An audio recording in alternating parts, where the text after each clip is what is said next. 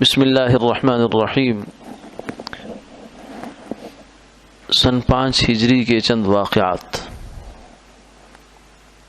سن 5 ہجری میں غزوہ دومۃ الجندل ربیع الاول میں ہوا۔ یہ مقام دمشق سے 5 منزل کے فاصلے پر ہے۔ آپ صلی اللہ علیہ وسلم نے سنا تھا کہ وہاں کچھ کفار جمع ہوئے ہیں، مدینہ پر چڑھائی کرنا چاہتے ہیں۔ آپ صلی اللہ علیہ وسلم 1000 آدمیوں کو لے کر روانہ ہوئے۔ وہ خبر سن کر متفرق ہو گئے، بکھر گئے۔ آپ صلی اللہ علیہ وسلم نے چند روز وہاں مقیم رہ کر مدینہ منورہ تشریف لے آئے۔ اسی سال شعبان میں غزوہ مریسی ہوا، اس کو غزوہ بنی مستلق بھی کہتے ہیں۔ آپ صلی اللہ علیہ وسلم کو یہ خبر پہنچی کہ بنو مستلق لڑائی کا ارادہ رکھتے ہیں۔ آپ خود صحابہ کو لے کر روانہ ہوئے، لیکن وہ لوگ مقابلے پر نہیں آئے۔ ان کے مال اور ذریت مسلمانوں کے ہاتھ لگی۔ حضرت جویریہ رضی اللہ تعالی عنہ اسی غزوہ میں ثابت بن قیس کے حصے میں آئیں۔ انہوں نے انہیں مکاتب بنا دیا۔ حضور اقدس صلی اللہ علیہ وسلم نے بدلے کتابت ادا کر کے ان سے نکاح فرمایا۔ اسی غزوہ میں قصہ افق یعنی سیدہ عائشہ رضی اللہ تعالی عنہ پر تہمت لگانے کا دردناک واقعہ بھی پیش آیا، جو منافقین نے لگائی تھی۔ آپ صلی اللہ علیہ وسلم اس میں بہت پریشان رہے، اور جب تک اللہ کی جانب سے اس کی صفائی نہیں آ گئی قرآن پاک کی صورت میں، اس وقت تک آپ کو پریشانی بہت زیادہ لاحق رہی۔ اسی سے علماء نے یہ بات نکالی کہ عالم الغیب صرف اللہ کی ذات ہے۔ اگر سرکار دو عالم صلی اللہ علیہ وسلم کو علم غیب ہوتا تو 1 مہینے تک آپ کو پریشان رہنے کی کوئی ضرورت نہیں تھی۔ تو علم غیب اللہ کے پاس ہے، وہ جتنا چاہتے ہیں اپنے انبیاء علیہ السلام کو عطا فرما دیتے ہیں، جتنی ضرورت کا ہوتا ہے۔ باقی مکمل علم جو اللہ تعالیٰ کا ہے اس پر کسی کو اطلاع نہیں بخشی اللہ تعالیٰ نے۔ تو پھر سیدہ عائشہ رضی اللہ تعالیٰ عنہ فرماتی ہیں کہ میرا خیال یہ تھا کہ میری براءت یعنی میری پاک دامنی کی شہادت یہ اللہ تعالیٰ آپ صلی اللہ علیہ وسلم کو وحی کے ذریعے سے بتا تو دیں گے، لیکن وحی کی مختلف صورتیں ہیں، کبھی خواب میں اشارہ ہو جائے گا یا ویسے کوئی اللہ دل میں بات ڈال دیں گے، القاء ہو جائے گا۔ مجھے یہ قطعاً گمان نہیں تھا کہ میری براءت میں اللہ قرآن نازل کریں گے جو کہ قیامت تک پڑھا جائے گا، تلاوت کی جائے گی۔ تو اللہ تعالیٰ نے سیدہ عائشہ صدیقہ رضی اللہ تعالی عنہ کی جو پاک دامنی ہے اسے قرآن پاک کا حصہ بنا دیا۔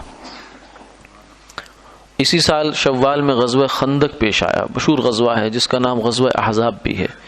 اس کا قصہ یہ ہوا کہ جب بنو نذیر کو آپ صلی اللہ علیہ وسلم نے مدینہ منورہ سے جلا وطن کیا، جن کا قصہ پیچھے آ گیا ہے، تو حیی بن اخطب بنو نذیر کا بڑا مفسد اور شریر قسم کا آدمی تھا۔ یہ خیبر کو جا رہا تھا، لیکن وہاں سے اس کو یہ سوجی کہ چند شریر لوگوں کو لے کر مکہ مکرمہ پہنچا اور قریش کو آپ صلی اللہ علیہ وسلم سے لڑائی پر آمادہ کیا، اور ساتھ ہی یہ بھی کہا کہ تمہیں افرادی قوت بھی ہم دیں گے اور تدبیر میں بھی تمہارے ساتھ ہوں گے ہم۔ مختلف قبائل مل کر 10,000 کا لشکر جمع ہو گیا کافروں کا، اور یہ مدینہ منورہ پر چڑھائی کے ارادے سے چل پڑے۔ آپ صلی اللہ علیہ وسلم نے یہ سن کر کہ یہ لشکر آ رہا ہے مشورہ کیا صحابہ سے کہ کیا کرنا چاہیے، مدینہ منورہ میں لڑائی کریں یا باہر جا کر۔ تو سیدنا سلمان فارسی جو کہ ایران کے رہنے والے تھے، انہوں نے مشورہ دیا کہ یا رسول اللہ خندق کھود لی جائے۔ یہ عربوں کے لیے ایک نئی بات تھی، عرب ایسی لڑائی نہیں کرتے تھے۔ تو صلح پہاڑ ہے مدینہ منورہ میں، آج بھی جو ہے وہ مسجد نبوی سے یہ بنتا ہے مغربی جانب، وہاں خندق کھودنے کا آپ نے حکم دیا۔ 2 پہاڑوں کے درمیان کا علاقہ تھا۔ دوسری جانب شہر پناہ اور عمارات سے محکم تھی۔ خندق کھود جانے کے بعد وہاں آپ نے اپنا لشکر جو ہے وہ ڈال دیا، لڑائی کا اہتمام کیا۔ جب کفار کا لشکر پہنچا تو خندق دیکھ کر بہت حیران ہوا، اس لیے کہ عرب نے تو یہ کبھی جنگ میں صورت دیکھی نہ تھی۔ چنانچہ انہوں نے خندق کے ساتھ ہی اپنے خیمے لگا لیے اور تیر برسانے لگے۔ ادھر سے بھی تیروں کا جواب تیروں سے دے دیا جاتا تھا۔ حیی بن اخطب نے بنو قریظہ کو بھی اپنے ساتھ شریک کر لیا۔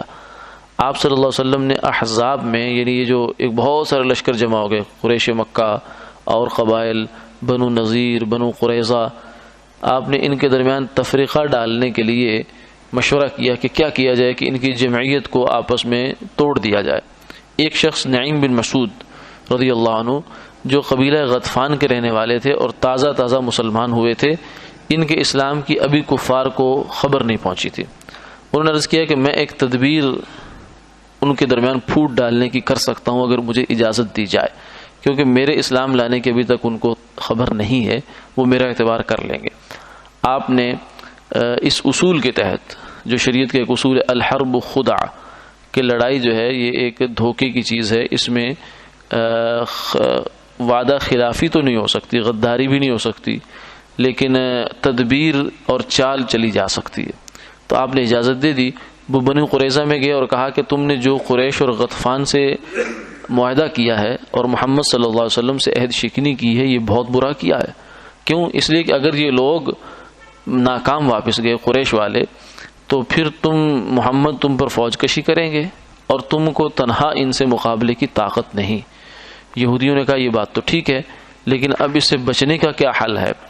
تو نعیم نے کہا کہ تم ان لوگوں کو، قریش کو، یہ کہلا بھیجو کہ چند سردار یا ان کی اولاد کو ہمارے پاس رہن رکھوا دو، کیونکہ اگر تم جاؤ گے تو پیچھے اگر ہم پر حملہ کریں گے تو تم ان سرداروں کی وجہ سے ہماری مدد کو آؤ گے۔ اگر تو وہ لوگ اس کو منظور کر لیں تو سمجھ لو کہ ان کو دل سے تمہارا خیال ہے، لیکن اگر قریش یہ بات نہ مانے تو اس کا مطلب یہ ہے کہ قریش تمہارے دوست نہیں ہیں۔ انہوں نے کہا کہ بالکل ٹھیک ہے، ہم ابھی پیغام دیتے ہیں۔